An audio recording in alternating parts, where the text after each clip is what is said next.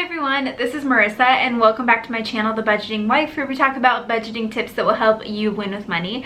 In today's video, I'm going to be sharing with you our Disneyland vacation actuals. So I'm going to be sharing with you how much we spent on our entire Disneyland vacation. And yes, we did spend less than $1,500 on an entire trip to Disneyland, and we had an amazing time.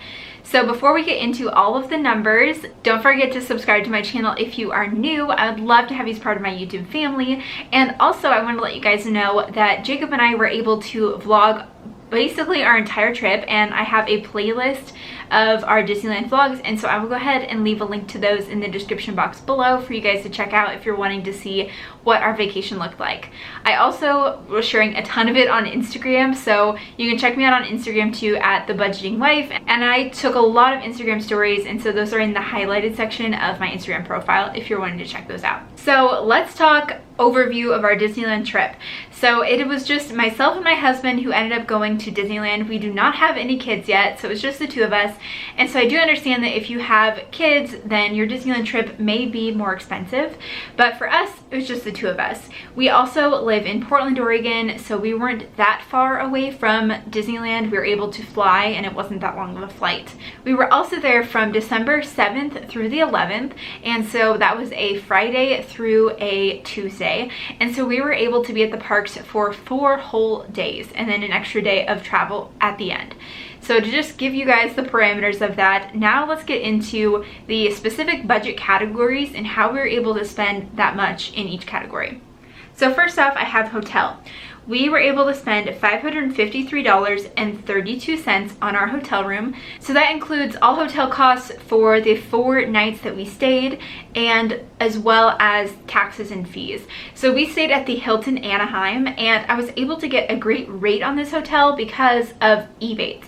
And if you guys don't know what Ebates is, I can't recommend it enough. I have a link down below in the description box. You guys can check out Ebates.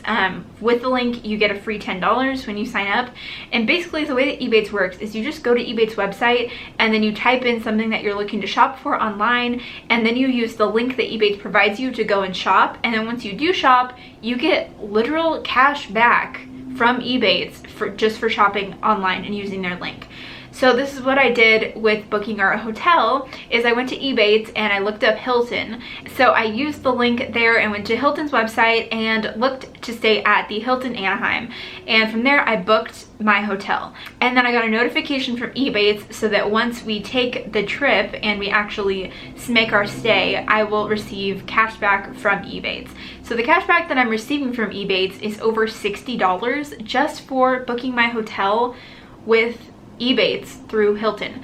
So I can't recommend Ebates enough, so check it out. Once you make your first purchase through Ebates, you get $10 back, so you literally just earn free money. So if you're going to be shopping online, you might as well use Ebates. That's exactly what I do. So that's how I saved money there. So the $553 is what we paid after we used Ebates to book our hotel. And again, that was at the Hilton Anaheim, and it was 4 nights, and the hotel was about a mile away from the entrance of the parks. So Jacob and I actually got to walk to and from the parks. They do have a shuttle bus, but it does cost money, and we figured it would be fine to walk. So we ended up walking every single day to and from the parks, and it was just fine. Okay, now to talk about airfare. So I actually booked our tickets in March, and I ended up booking a flight from Portland, Oregon to LAX with Alaska Airlines. And so I have an Alaska Airlines card and the whole membership and miles program and everything like that. And unfortunately Alaska Airlines just stopped this program, but before they did a price match guarantee. So if you booked a flight and the price of the flight went down between you booking it and you going on the flight, you could call up and they would reimburse you the difference as a credit toward a future flight.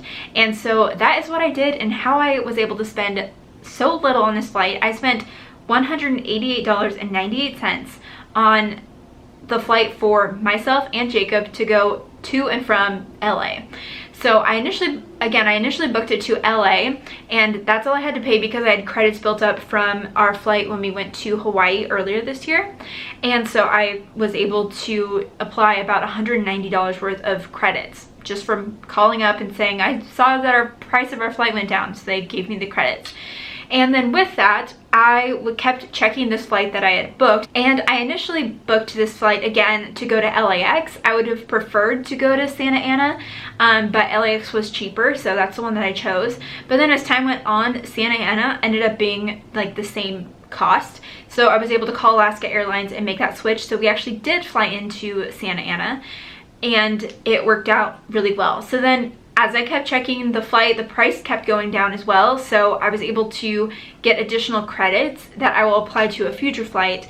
And as I was doing like my last one in October, I think is when I called them to lower the flight again, they told me, hey, this is the last time we're doing this. We don't do the price match guarantee anymore, which is a huge bummer. So I'm actually kind of frustrated with Alaska Airlines that they don't do that, because that is a huge benefit to having Alaska Airlines. But anyway, so that was our flights. We spent $188.98 on just the two of us flying to and from Santa Ana from Portland. The next category that I have here is our Disneyland Passes. So Jacob and I did a 4-day park hopper pass, and we spent $376 on passes for both of us. And here's why we got that so cheap. Initially, we were planning on going on this trip, just the two of us, and so we were planning on doing a 3-day park hopper pass, which was going to be a lot more expensive than this anyway. And then it ended up that my parents decided to go at the same time, and my stepdad is a military veteran, and so Disneyland does a great partnership with military families of doing great discounts. So he was able to get us military tickets since he himself was going to be going to Disneyland at the same time. So we just reimbursed my parents for the cost of mine and Jacob's tickets. So that was $376 for a 4-day park hopper pass from the military side of things. So if you are military, I would definitely check that out. And I know that if you're not, it is like Disneyland prices, it is what it is. So I know they can be kind of spendy.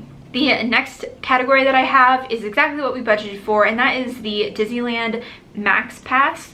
And so that is Disneyland's new fast pass system, and you guys, it was totally worth it. It was $80, and the way that it works is it's $10 per person per day, and you get on the Disneyland app and you pay the $10 through the app, and then you have access to book all your fast passes in the app, which is great because before you'd have to like, if you were at like Splash Mountain and you wanted to get a Space Mountain fast pass, you'd have to like run around the park to Space Mountain, put in your ticket, and get the fast pass. And the way that it works with MaxPASS is that you just get on the app and you can see everything that has fast pass and what times they are, and you can just like click it and select your fast pass. And then the other great thing is that you don't necessarily need to wait until the time of your fast pass before you can get a new one. It varies per ride, like depending on the time that you booked it. So if it's like 10 a.m. and you book something for 3 p.m., you can probably still book something again before your 3 p.m. fast pass. So that was a huge benefit to our trip, and we were able to ride so many rides just because of using the Max Pass. So I think that it was so well worth it. So again, it was $10 per person per day. We were there for 4 days, so it ended up being $80 total. But I think that it was super worth it, especially with us having cheaper Disneyland tickets with military. It was great. Another thing that you get with the Max Pass is you get PhotoPass added to that. So PhotoPass is just like a free addition to Max Pass, and so you can go up to a PhotoPass photographer and just have them scan your app, and then you get the download of their photos for free. So it's really a great deal. I would definitely recommend it if you're looking to go to Disneyland. Okay, and now getting into the food category. I did a post on Instagram, and if you guys follow me there, you probably saw it. I posted that we had 2 $100 Disney gift cards, and that we also had like $80 of cash, and that's how much we were planning on spending on food and souvenirs and everything. And I got so much backlash of people saying like, you're not even gonna eat, and other people saying like, you can't feed a family of 4 for that. And I was like, when did I inherit 2 children? So anyway, I got a lot of backlash about the whole food thing, of people saying you can't eat at Disney for that much. Turns out you really can. So we were, again, in the parks for 4 days, and I used this for our entire vacation. So really, we were gone for 5 days, and we spent a total of $138.89 on food for the 2 of us. And we ate at Disney, and we were able to do, like, we were able to eat all the foods that we wanted to eat. And spend that little. So one thing that I did with this, again, I talked about buying the Disney gift cards. So I went to Target and used my Target Red card, which you get 5% off all of your purchases at Target. And so I used my Target Red card and bought the Disney gift card. So I got 5% off of those. And that is what we used for all of our food costs while we were in Disney. So this is also how we ate at Disney. Jacob and I, neither of us are really big eaters. So for breakfast every day, I had bought some Cliff Bars earlier and just packed them with us and brought them. And so that's what we ate for breakfast. Every day was just a Cliff Bar each, which was good to get that protein. And then we always had like a mid-morning snack, which we shared. And then we had lunch, which we both shared. We just got one item and shared it. And then we do like an afternoon snack and then dinner. And we just shared literally every meal. And it was plenty of food. And I loved being able to share all those things because then we got to eat more different, like fun, different kinds of things. So, I mean, we had everything. Like we ate, you know, normal food, and then we also had like popcorn and churros and ice cream and coffees, Starbucks. Like we were able to have like all the snacks and like all the fun things that we wanted to get just because we shared all these other meals. So it ended up working out really well. We even like went to Cafe Orleans and had like a Monte Cristo, and we shared that sandwich, which was plenty for two of us to share. And that was a huge way that we were able to reduce costs in that food category. So again, $138.89 for the two of us at Disney, which was super realistic. So yeah, we were spending under like $40 a day for the two of us for food. So it was, and again, we got to eat everything that we wanted. We just didn't do things like character meals, and we didn't do sit down restaurants. Instead, we just did mostly like quick service kind of things, but it was great, and that was what we wanted. I understand like if you have little kids and you want to go do the character breakfast, like that may be more important to you, but then you have to anticipate spending a ton of money on those sorts of things. Whereas us as grown adults, just the two of us, we didn't really care to do that kind of thing. So that's one way that we were able to reduce costs. And then finally, I always budget for miscellaneous things for vacation because you always have other random things. So the things that we spent on for miscellaneous included transportation and souvenirs. And we ended up spending $90 on these things. So we spent $40 the morning of our flight. We had a friend take us to the airport at 4 a.m. I felt really bad. And so we paid him $40 for taking us to the airport. And then we had an Uber from the airport to our hotel, and that was $30. So we're at $70. And then Jacob and I got one souvenir for the two of us out of our vacation budget, and that was a Disney ornament, which we absolutely love. And that's our thing, is we like to get an ornament of a place that we visit. So that is the only other thing that we bought for $20. So we spent $90 total on all of those random other things for our vacation. It ended up, again, that my parents were down in Southern California, and so we actually were on the same flight home with them, and they had a rental car, so they were able to pick us up from our hotel and take us to the airport. So we didn't have to pay for transportation costs that way. So we just had to pay for it one way from the airport to the hotel.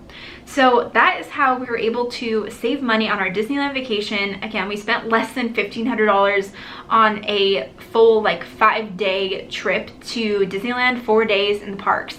And so there are a lot of ways that you can still do Disneyland and have it not be such like a financial burden, or even rack up credit card debt taking your family on a vacation.